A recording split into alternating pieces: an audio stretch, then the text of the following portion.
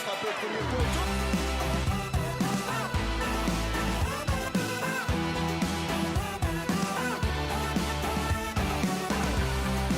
Eh bien bonjour à toutes et à tous, ici votre Emile Football, très heureux de vous retrouver aujourd'hui pour cet épisode de On Débrief spécial Belgique-Maroc, après que les Marocains se sont imposés 2-0. Alors un petit peu de contexte mes amis, pour commencer très rapidement, le Maroc qui est sorti d'un nul un partout contre la Croatie, un nul combatif de la part des Lions de l'Atlas qui arrache ce point contre le finaliste de la Coupe du Monde 2018. Quant à la Belgique, ils ressortent face à une victoire contre le Canada 1-0, mais une victoire tellement peu rassurante, tellement a été le contenu de la Belgique pauvre et non séduisante, et tellement le Canada a produit un excellent match. Donc on se retrouve pour ce match avec une équipe qui se conforte après une belle prestation défensive et une équipe qui n'est pas vraiment rassurée malgré une victoire. Alors tout de suite on va passer aux deux compos des équipes. La compo de la Belgique avec Courtois dans les buts, Timothée Castagne en défenseur gauche, la paire Vertonghen, Alderweireld dans l'axe et Thomas Meunier à droite. Une paire au milieu de terrain, Witsel, Onana. Et pour les trois devant, avec Torgan Hazard à gauche, Eden Hazard au centre. En numéro 10, Kevin De Bruyne sur la droite et avec un attaquant en pointe, Michy Batshuayi en pointe. Pour ce qui est du Maroc, petite précision sur la compo que vous verrez, normalement c'est Bono qui est au cage, mais c'est Mounir qui l'a remplacé juste après les hymnes, car Bono se sentait vraiment pas bien apparemment d'après les infos que Beansport a eu.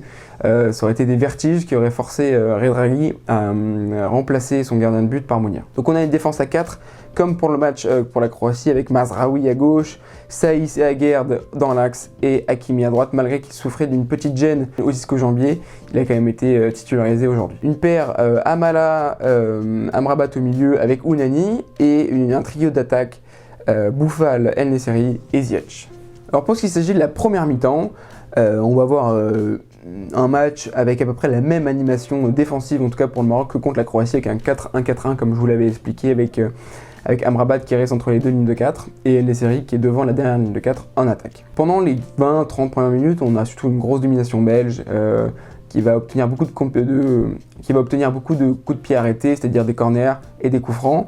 Ils vont se sentir vraiment très menaçants sur la cage de Mounir, avec pendant par exemple les 30 premières minutes à peu près 65% de possession, ce qui est assez faible, et on attendait quand même un peu mieux du Maroc à ce moment-là. Donc pendant cette première mi-temps, il y a vraiment une difficulté des Marocains à aller alerter la cage de Thibaut Courtois, parce que les Marocains avaient vraiment la volonté de vouloir passer sur les ailes, que ce soit avec Ziyech à droite ou alors avec Boufal sur la gauche. Ce qui était assez intéressant de la part des Belges, c'est que quand les Marocains arrivaient dans le camp belge, que ce soit les défenseurs gauche ou droit de la Belgique, aller presser à deux ces deux ailiers pour qu'il n'ait pas la possibilité de déborder ou même de centrer. Donc c'était vraiment une séquence qui arrivait de nombreuses fois pendant cette première mi-temps et qui était assez intéressante de la part des Belges. Mais alors à la 42e minute, Ziyech obtient un coup franc sur la droite, il s'apprête à le frapper, il le frappe et ça rentre dans les cages de Thibaut Courtois, mais ce but est annulé car sur le but, Romain Saïs fait action de jeu, pour moi en tout cas en masquant un petit peu la vue de Thibaut Courtois, et Romain Saïs était en position illicite, donc hors jeu, donc le but pour moi est naturellement refusé. Alors tout de suite la deuxième mi-temps avec des Marocains qui font une très bonne entame, qui sont bien plus hauts sur le terrain, qui ressortent bien mieux les ballons qu'en première mi-temps. Ils prennent vraiment leur jeu en compte et ça c'est ce qu'on aime voir. On va juste observer par exemple la sortie de Amala qui a été accompagnée d'un autre changement, mais celui-là est quand même très important, la sortie de Amala et la rentrée de Sabiri qui va être donc forcément très importante, car 5 minutes après, coup franc pour les Marocains du côté gauche du camp belge, avec donc c'est Sabiri qui se charge de tirer le coup franc. Il le tire rentrant direct et ça rentre enfin. Romain Saïs fait aussi action de jeu, mais il n'est pas en position illicite. Et ça fait 1-0 pour les Marocains, le stade exulte. Je sais pas, il y avait tellement de Marocains qui étaient présents au stade.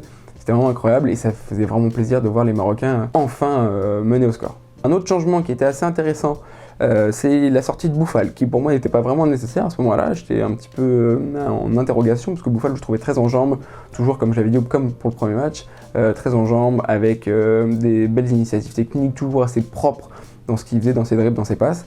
Et il est remplacé donc par Aboukal, le joueur de Toulouse, qui là aussi sera une rentrée très importante pour la suite du match. Donc alors les 15 dernières minutes de ce match vont être assez difficiles pour le Maroc, parce que les Belges vont vouloir remettre beaucoup de pression sur ce match pour éviter de perdre, et c'est là où on va voir forcément l'abnégation marocaine à ne jamais vouloir baisser les bras. Toujours une grande force collective de la part des Marocains, une défense qui a toujours été exemplaire, avec toujours la paire Saïs Aguerd qui est vraiment très impressionnante depuis le début du mondial, en tout cas pour moi. Et en fait, c'était pas que la défense, c'était fait toute l'équipe. Quand tu avais Ziyech même qui venait faire les efforts défensifs, c'était assez impressionnant et ça m'a vraiment impressionné. Et donc c'est au bout du temps additionnel que les Marocains vont enfoncer le clou en marquant le deuxième but à la 90e plus 2 après une erreur un peu d'attention de la défense belge, surtout de la part de Witsel, où Ziyech va récupérer le ballon un peu sur son côté droit, qui va bien travailler Witsel, qui va repartir et faire un beau centre en retrait pour Aboukal, qui vient fusiller Courtois au premier poteau en dessous de la barre. Ça fait 2-0 et là, quelle belle scène de liesse on peut vous mettre, c'était incroyable dans le stade, même les joueurs, tous les joueurs, même les remplaçants, tout même Redragui était dans les bras de tous les joueurs, c'était magnifique et le Maroc s'impose 2-0 contre les demi-finalistes de la Coupe du Monde 2018, les supposés deuxième meilleure équipe au monde au classement FIFA. C'est un magnifique exploit que les Marocains viennent de réaliser, c'est donc la deuxième victoire africaine pendant ce mondial après la victoire des Sénégalais contre le Qatar. Que dire de plus que c'est incroyable, j'espère de tout cœur que le match contre le Canada la semaine prochaine se passera extrêmement bien aussi pour eux, qui pourront arracher un minimum le nul, car je crois d'après mes super calculs mathématiques, que si le Maroc fait un nul, seulement un nul, ils seront qualifiés, qu'ils soient premier ou deuxième en tout cas, pour les huitièmes de finale, et ça serait exceptionnel pour le peuple marocain. Et voilà les amis, la vidéo se termine déjà. Je ne vais pas vraiment donner mes tops parce que je trouve que toute l'équipe a une belle force collective. Je ne vais pas vraiment parler des forces individuelles parce que certains ont fait des matchs qui étaient un peu moins bons que les autres, mais je trouve qu'il y a vraiment une force qui était très intéressante, que ce soit de tous les 11, même de tous les remplaçants qui sont arrivés. Donc je ne vais pas en donner un de plus qu'un autre. Et voilà. Merci de m'avoir fait vivre ce match, cette équipe des Lions de l'Atlas, et on se retrouve pour une prochaine vidéo, je l'espère. A plus.